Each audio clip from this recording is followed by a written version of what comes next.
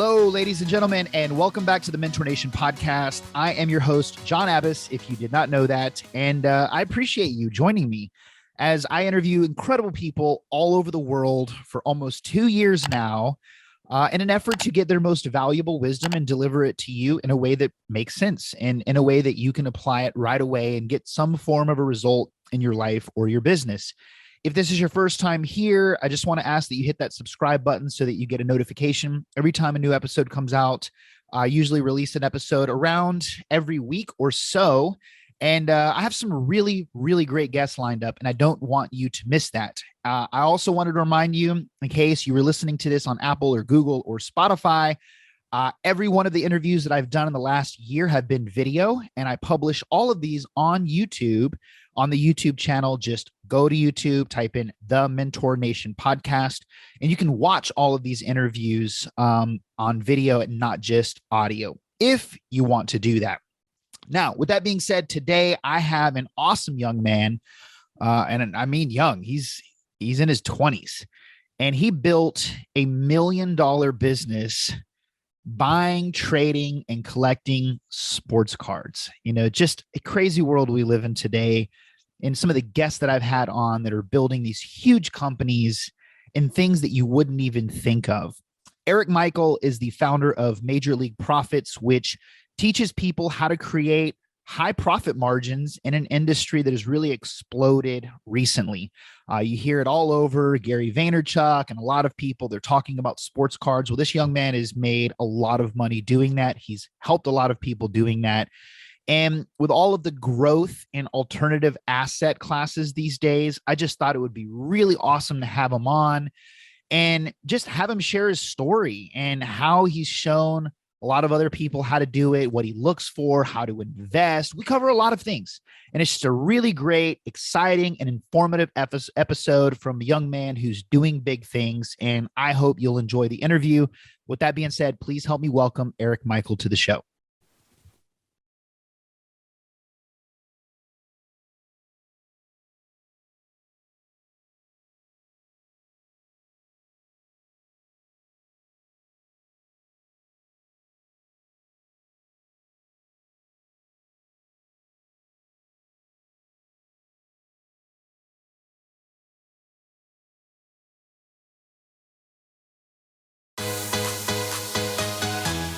All right, Eric, welcome to the podcast, brother. I'm pumped for a conversation today. Yeah, man. Thank you so much for having me. Yeah, absolutely. So for all you listeners out there, Eric is the founder of Major League Profits, which teaches people how to make money with sports cards. And I met Eric on Instagram. I was following just some of the success, some of the really cool trades that he's done, some of the money that he's made. Being only 24 years old, it's pretty powerful that you've built an incredible business around doing what you enjoy, what you love. And for me personally, we all know that alternative investing is exploding right now. Alternative assets, everything from wine to NFTs, sports cards, Pokemon cards. And so it's always exciting when I can get a guest that has carved out a really powerful success path in one of those niches and has taught a lot of other people how to do it. And so I'm excited for you to educate everybody on the world of sports card investing, just the kind of money being made right now, and just giving everybody an intro into that world. But first, man, I always like to start with the story behind the person. Maybe you're only 24, so how much story is there? But, can you just share with everybody a little bit about your background and just kind of how you got into this world and built a success doing it? Mm-hmm. No, there's a story, believe me. So, go back. So I'm 24 right now, and I got into sports cards in the year of 2015. We're talking 2021, so 6 years ago. So 17 years old, I was delivering pizza, and I actually wasn't making bad money. Like, I would go in for 4 hours, make like 60, 70 bucks in cash. It was a great job to have your senior year of high school. And so I'm from a town, Wayne, New Jersey. There's two high schools. There's the very rich side of town, and there's the middle class side of town. I was in the middle class side of town. And I had a friend of a friend buy his own car with $30,000 in cash. He had $30,000 to buy his own car with it. 17 years old. That's an extraordinary amount of money. Yep. And I said to him, I was like, his name's Dylan. He's like, Dylan is like the reason for all this because he got me into sports cards. I was like, how'd you do this? Like, what's going on here? You selling drugs? Like, what's going on? And he was like, no, I buy and sell sports cards. And I was like, what? I was like, cards, like CARDS, not cars, cards. He's like, yes. I was like, okay, you have to show me. So I harassed the crap out of him all summer. That summer, going from senior year of high school, and I was going to University at Albany. That's where I went my freshman year. And by August, I got pretty good at buying some sports cards. Kind of like the shift that happened in my mind is when the first sports card I bought, it was a rookie card of Steven Matz. For those of you listeners that don't know who he is, he's a pitcher for the Toronto Blue Jays. He used to be on the New York Mets. I paid $500 for this card, and I got it graded. I'll explain what grading means later, but got it graded. I sold for $888. And so you have two things happening here. So like on one end, right, I'm delivering pizza, making okay money, 60, 70 bucks, but using labor and my time, trading my time for money. Then on the other end, I clicked a couple buttons, had a card shipped, had it shipped back to me, and just kind of navigating, sitting there kind of like a pilot. And I made $380 or whatever it was. And when that happened, I was like, okay, this is serious. I have to, be very good at this. So I got pretty good at it. I started traveling the country, going to sports card shows throughout college. I remember in college, so sports cards, 3 years ago, it wasn't what it is today. Like it kind of blew up during the pandemic with guys like Gary Vee, but it wasn't cool. Like now it's kind of cool. It wasn't cool a couple of years ago. And I had people in college that used to kind of make fun of me. I didn't really tell them the money that was involved with their sports card. That's so nerdy. They're such a loser, blah, blah, blah. But I'm sure you can only imagine. Who's the loser now? No, I'm kidding. Exactly. And it's funny because those same people a couple of those people that used to make fun of me reached out to me asking them to teach them. And they're in my program now, which is funny. And I didn't give them any type of discount either. So that's hilarious. So I want to ask you a couple of questions about what you've said so far. The first thing is just hearing you speak, and I'm sure everybody listening knows, you just have a hustle in your voice, in your attitude. Where did that come from? Cause a lot of other people could have seen somebody selling sport cards, making good money and didn't do anything with it. Have you always been a hustle kind of guy, motivated guy? Where do you think you got that from? It's funny because my parents, so my mom's a part-time professor. My dad's a lawyer for the government, total opposite of the spectrum. I'm talking go to college, get a job, very traditional. My parents and I, specifically my mom, used to have wars in college about me wanting to drop out and her being a part-time professor, not wanting that. My mom went to NYU, double major, all this fancy stuff. And kind of the hustle. So sports cards are always cool. I love doing it. And my senior year of high school or junior year of college, I said to myself, okay, I'm studying finance.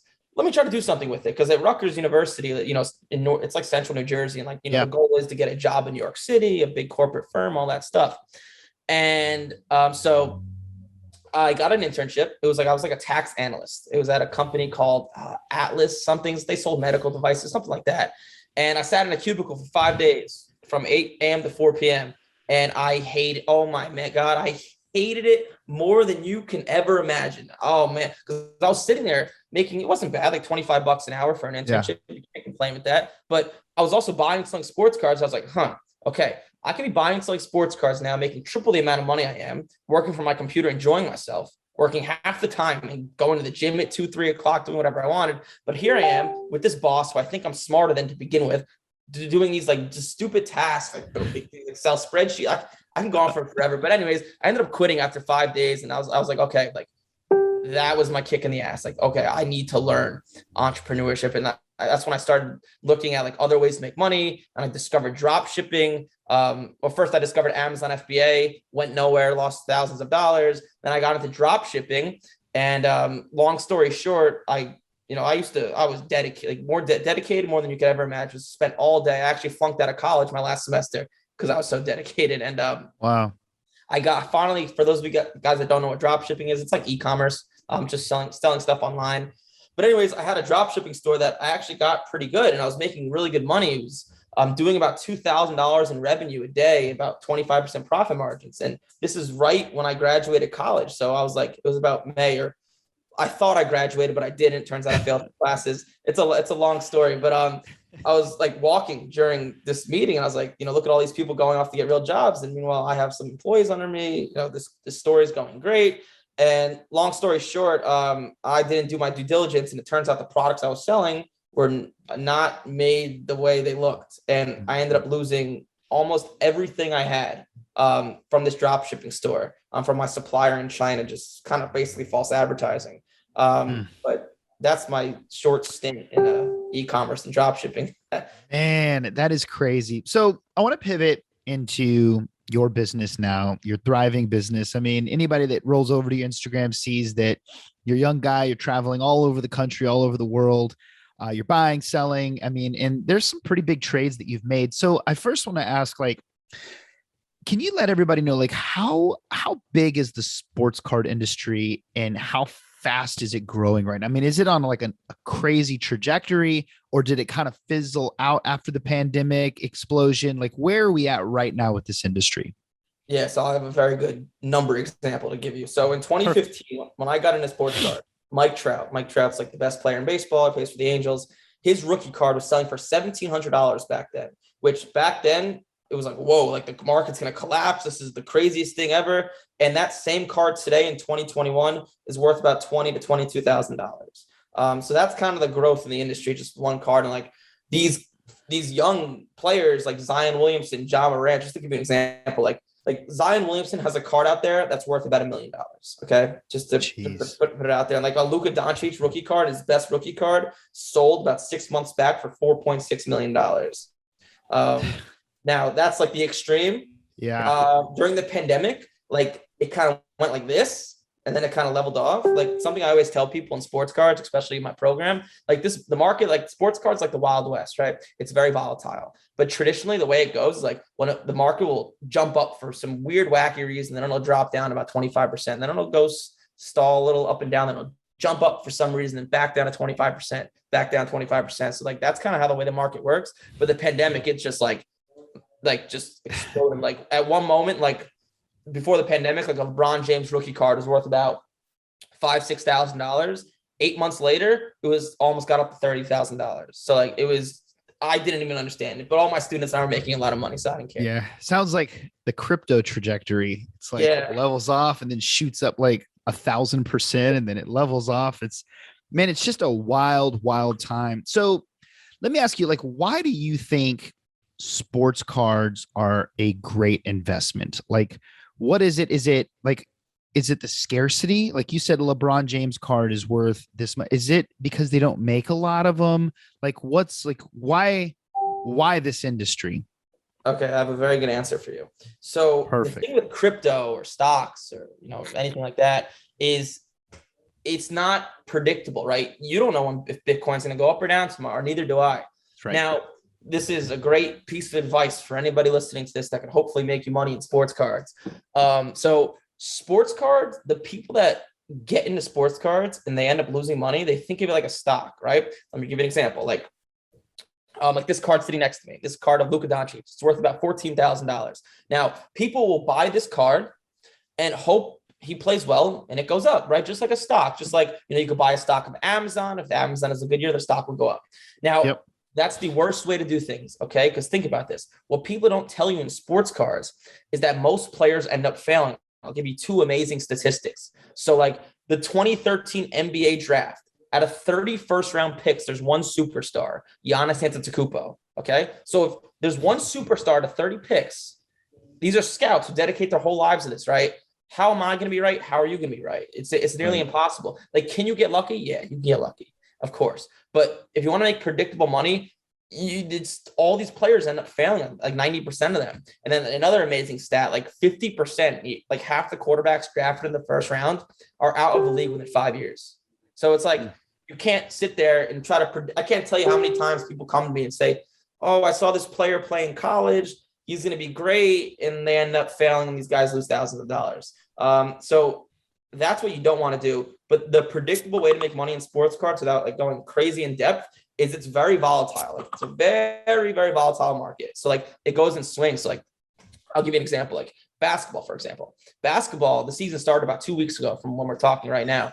And as demand gets higher, prices get higher, right? Just natural economics. However, in the off season, like July, August, June, and the offseason of basketball, the demand's lower, the prices are lower, right? If you could buy it that low and sell it the high, you can make really good returns. I'm talking about like, I'll just give you an example of some of my returns. Like I had about throughout the months of July and August, I invested about $10,000 into Trae Young. Okay. And I sold it all right before the season began for about $16,500. So like it's a 65% ROI in like, 3-4 months. Like go tell your financial advisor you're making 60% in a couple months. They'll think you're like on drugs or something. Right. So Yeah. that's kind of why sports cards, you could just play the market, buy low, sell high, reinvest, and just play the timeliness of the market. And it's more complicated than making it out the sound. You have to know the types of cards to buy, what prices to buy at, where to find these cards, when to sell. Like that's the general principle. And that's how my students do so well. Like how you see all these testimonials and stuff. Because like if you have knowledge and a growing market, it's like kind of getting e-commerce 15 years ago, right? It's like just there's huge margins to be made if you have knowledge in a growing market and other people don't have this knowledge. Yeah. And it seems as like, and we'll talk about where people can go to learn about your program at the very end, but like, it seems like, it doesn't take years and years and years to get pretty good at this. Like, I mean, you got started, you started making profit pretty quickly. You had to devote some time and some effort and some energy, but it seemed like it didn't take you but a few months to start learning enough to be able to start making some money with cards. Am I correct when I say that? Yes and no. So the part I left out was, so yes, I was lucky where I had a mentor and he taught me, but he went to school in Pittsburgh and I went to Albany. So like I couldn't always contact him. So there was a lot of bumps and bruises, like making money, losing money, making money, losing money. And I'd always tell my students this, it took me about 4 years to like master, like master it, which is why I tell people joining my program, like you're joining this program so it doesn't take you 4 years. So you could learn in a couple days or a week, right? You don't want to make money in 4 years. You want to make money next week. Like that's kind of why my partner and I created this program. Like when we were doing it, we sat down and said to ourselves, okay, how can we get people to start making money in 7 days rather than 4 years, right? Because that's the whole purpose of anyone joining any type of coaching program, for speed of success, right? So I did make money, but it took me about 4 years to like grasp everything and make serious income.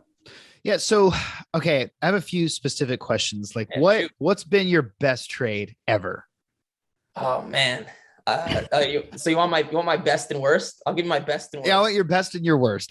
Worst is coming in a minute. But yeah. I'll go with the worst first. Worst first. Let's go. So and I actually split this with my partner, and we never split deals ever. Like me and Whitey, we own Major League Profits together, but in terms of buying and selling individual sports cards, we do it separately. Right. But this was about like the heat of the pandemic. Like the heat of sports cards during the pandemic. It was like January. And one of the LeBron James rookie cards was his Topps Chrome Refractor. This guy had a card, and what you could do in sports cards is if a card looks good, but it's like graded a 9, you could crack it out and send it back into the company. If it gets a higher grade, you can make a lot of money. And this guy wanted $55,000 for this card. Honestly, it was worth about like 45 to 48. And we overpaid a little bit because he was being stubborn. And we thought there was a high chance we could crack out the card, send it back in for grading, and sell it for 6 figures, over $100,000. That did not happen. The card graded a lot worse than we thought. There was a dimple on the card that we did not see. A dimple on a card is never good. And the card ended up grading like an 8.5 and like an 8. We tried a couple of times. And when we were trying to get the card graded, the market was depreciating, especially LeBron James's market. And we ended up selling the card, like trading it, selling it for about $22,000. So paid 55, sold it for 22. I think I saw one of your posts. It was like how I lost $30,000 on a LeBron James card, which I think is powerful, man, that you talk about the losses, you talk about the mistakes. A lot of people don't do that. And I think that's really cool. So what about one of your good trades? There's been a bunch, but I'll give you like the best one I can think of in terms of ROI is, so like I usually like to stay in the realm of like anywhere from cards valued to like $1,000 to like $10,000. Like that's my sweet spot, and everyone else has different sweet spots. So last year, when I saw sports cards rising through the pandemic in September, what I'll do, so like I kind of just mentioned, right, you could buy a card at the low point in the off season and hold it and sell it at a high point, right? And also what you can do, if you buy a card and get it graded, and while it's a the grading company, it'll appreciate, right? If you buy like a basketball card in July and it gets graded, it takes like 2 months, it's appreciating while it's at the grading company, right? So I bought this card of Trae Young. It was a black gold Prism auto, and I paid $2,000 for it. It was a BGS 9. And honestly, it was a good deal. This card is worth about $3,000, but I paid $2,000. And it took 2 months to get graded. Now, during this time, just to kind of put it in perspective, so like Trae Young's value went from like his like base rookie card was selling for about $1,400, and it jumped all the way up to $3,300. Okay, it was wow. Stuff was going berserk. Like it was like when LeBron James tripled. It was crazy. But anyways, this card ended up grading a PSA 10 for me. Okay, so this $2,000 investment, it cost me $200 to send to the grading company. I ended up selling it. It was like a trade sale. I moved it for about $24,000. Yeah. So there's been a bunch. That's like 12x, man. That's insane. Yeah, it was ridiculous. I couldn't believe I was wow. Like, wow, this is insane. So with grading and we're talking, is it PSA? Is that what it's called? So there's two big companies, PSA and Beckett. PSA is a little bit more like these cards sell for a little bit more. Like this card you're looking at here is a PSA 10. I don't have any Beckett 9.5s next to me. It's sitting over there, but actually let me just show you like this card is a Beckett 9.5. So like this would be the difference. But a PSA 10 is a little bit more valuable than a Beckett 9.5. Gotcha. So when you want to get a card graded, you send it off, you ship it off, and then it's a couple $100, and they'll send it back to you in a few weeks, and it'll have a grade on there. Yeah, it depends. So like these companies, the faster you want it back, the more it'll cost you. So like, for example, like of course, PSA works a little bit differently. So if you want a card back, it'll take you a month-ish or so. It costs about $150. While I'm speaking in November of 2021, the price is always changing. So it'll cost you about $150. Now, if you want it back in like a couple of weeks, there's no guaranteed time. So like a week or two sooner than that, it'll be like $300. Then there's a service for $500, then $1,000, and so forth. But like the thing with PSA that they do is like that card that I got graded that I just told you I bought for $2,000 and I sold it for $24,000. So like this is not like, I don't think this is proper business practice, but I'll tell you what they do anyways. So that card, I spent $200 to get it graded. Okay. Now, when PSA grades this card, they know if it grades a PSA 10, the value is going to increase. So if the value increases past a certain amount, they will upcharge you. Okay. It's ridiculous. So I paid, so it was $200 to get it graded. PSA is like, oh, okay, this card's a PSA 10 now. It's worth at least 15 to 20 grand. We're going to charge you an extra $500. Right. So I actually ended up paying $700 to get it graded. Now you don't really care because the value increases so much, but over the long run, it obviously costs you a lot of money. As opposed to Beckett, a Beckett 9.5 is not generally as worth as much as a PSA 10, but they don't upcharge you. It's just like the card will be back to you in 2 weeks. It costs this much money. That's it. Wow. That's insane. Like, again, I always revert back to crypto because I have a pretty big investment in there, but it's those fees, right? Like you don't care at the time because you're 4, 5, 6xing your money. But, when you look at it, you're just like, Jesus, $600 to cash out this crypto or to exchange it for another. Yep. Like it's kind of ridiculous. So you have a lot of students and you teach them and you and your business partner. So talk to me a little bit about the sports. Do you focus on all sports, hockey, baseball, basketball, football, or do you like one more than the others? Do you teach one more than the other? Because obviously it can be quite a bit to keep track of if you're focused on all sports. So what's kind of your take on which sports to focus on? Good question. So we focus on 3 big sports: football, basketball, baseball. And now we do some soccer, some UFC a little bit, but those are the 3 main sports: football, basketball, baseball. So basically how our program works is in sports cards, there's 2 ways to make money, right? There's the passive way. I hate that word, passive income, but there's the passive way, right? Yeah. So you could buy this card, like this card of Riley Green that you're looking at. I paid about $2,800 for this card. Mm-hmm. I'm sitting on it. And in 2 to 3 months, I'm going to sell it for about $4,000-ish. Okay.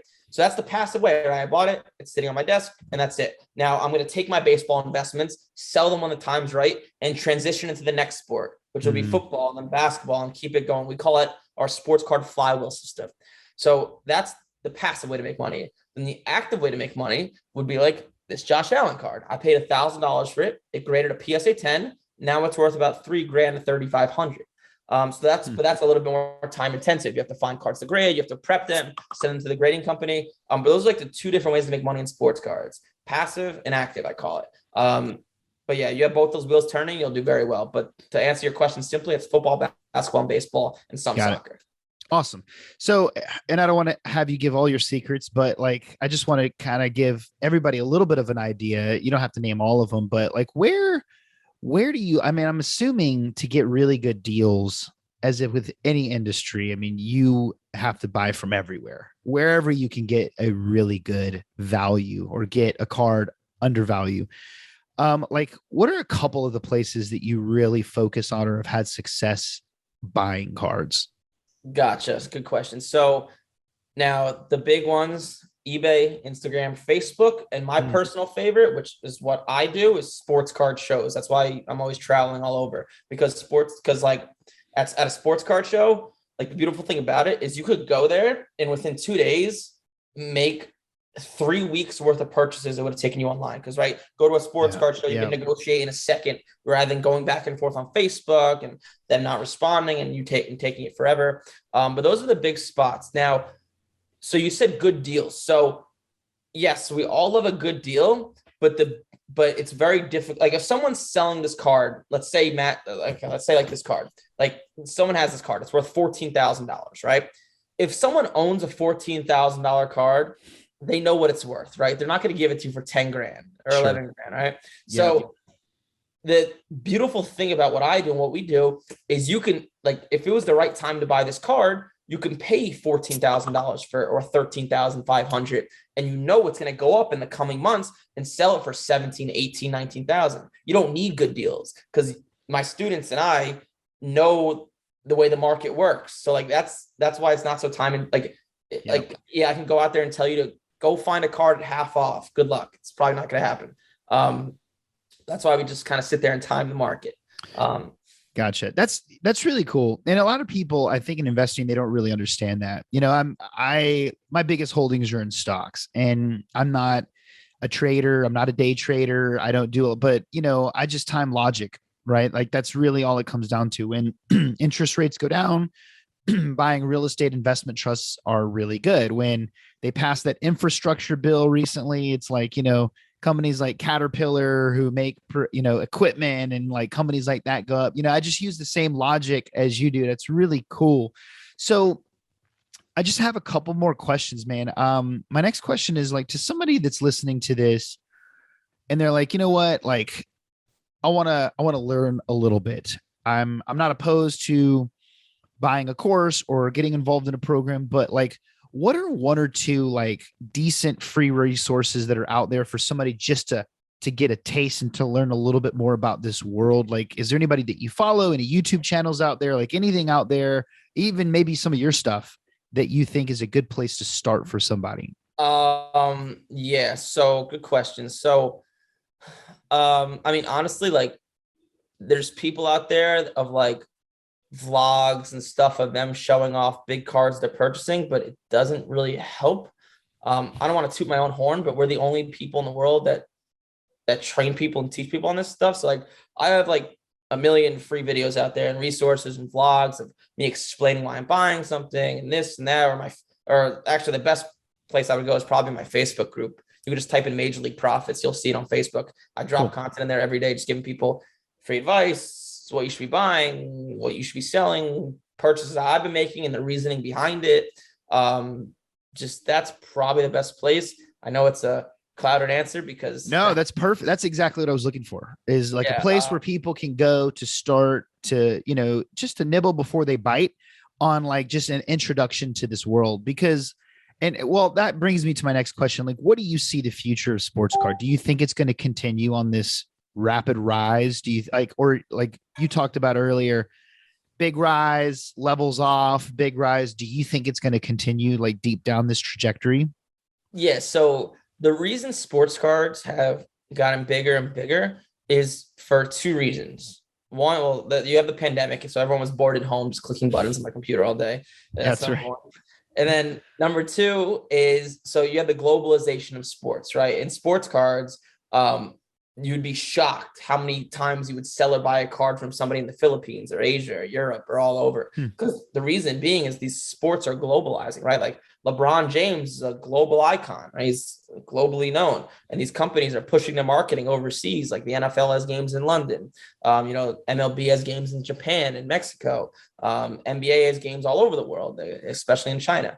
So that's number one, two. Then number three is the legalization of gambling. Okay, this may not hit everyone right away, but I'm going to explain. So, gambling, for those of you that have ever gambled on a game before, the house always wins, right? There's a reason like these casinos are worth $1 billion and they cost $1 billion to build, right? Because it's at the expense of their customer. So as people get into gambling and they begin losing money, they step back and say, okay, this sucks. I keep losing money.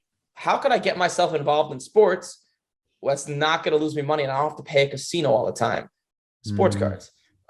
So there's that. And then on top of that, you have like, now it's getting pretty serious where you have like Wall Street investors getting in, and there's hedge funds just associated with like comics and sports cards and collectibles and all that stuff. So for all those reasons, that's why it's getting bigger, and sports is just getting bigger. So as long as sports just keeps getting bigger, sports cards will follow along.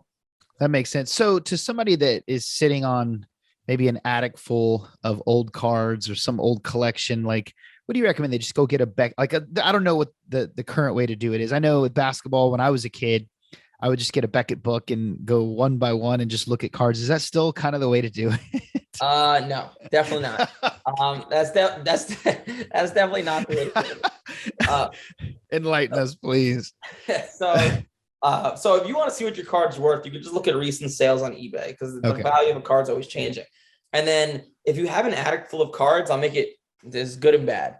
The bad is it's most likely worth nothing.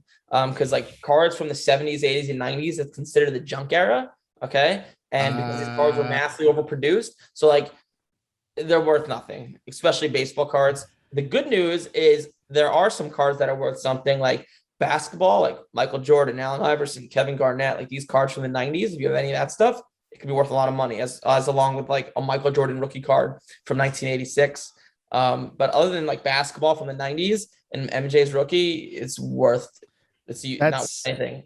That's really great. Like I would have never thought that. I would have thought that those old cards would be worth a lot, but you made a really great point. They're massively overproduced. I have to share a quick story before we get to wrapping up. When I was, this is probably 25 years ago.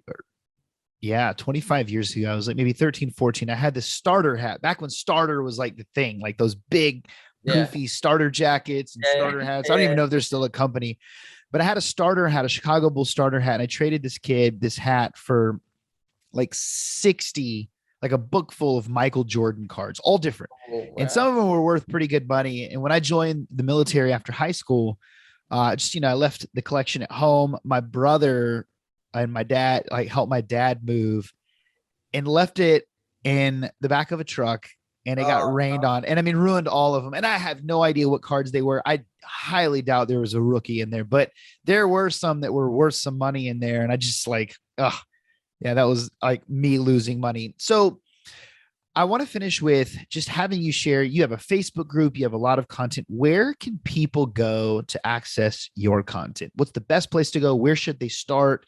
And how can they find out more about you and your training and all of those things? Yeah. So either go to my Facebook group, type in Major League Profits on just Facebook, and you'll see the group. It has like a little over 4,000 members. Or B, you can just go to majorleagueprofits.com. Who created the name? I like it. I think it's a great name. It's funny because my partner and I, we take, honestly, like, I believe like the name of a company, honestly, to me, doesn't matter that much. I realize that now, but when we first got into entrepreneurship, we're like, it means the whole world. We have to think of something good. We put a lot of thought into the name. It took us days to think of it, but we eventually did. I love it. I used to think the same way, and to a degree I still do, obviously depending on what the company is. But yeah, it's like a name means nothing if you're not producing valuable content. Yeah. And if you're producing really valuable content. Like the name is it just assists, but that's really cool. Outside of accessing your content, like what's the best place to follow you personally or to connect, say hi? Somebody listens to this interview and they're like, holy shit, I love everything that Eric said. Where can somebody just, pop in and say hi? Is Instagram the best place? Either Instagram. My Instagram's Eric_Michael_official. Or if you join my Facebook group, you'll see me posting in there all the time. Just click my profile and shoot me a message. Perfect. Well, Eric, this has been awesome, man. First off, I just want to say, being 24, having your mindset, building your own business, not working for, that in itself is a feat, but to be able to have mastered a skill where you can not only do it and make money, but you can help someone else do it and teach them how to also profit. They're completely different skills. And I just got to give you kudos, man, for being able to master both and make money with both. Especially, on top of running this business, giving away a lot of free content for people that are interested in having a place where people can go to learn. Because I've said this many times, I recently had a guy that makes millions of dollars buying and selling wine.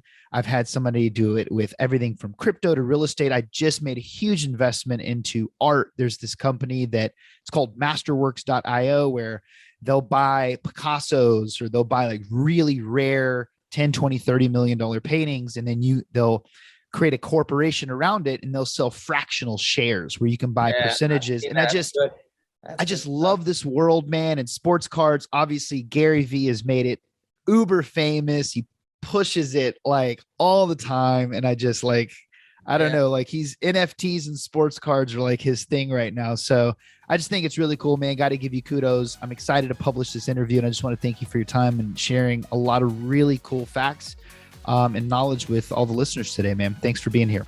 Yeah, man. Thank you so much. Absolutely.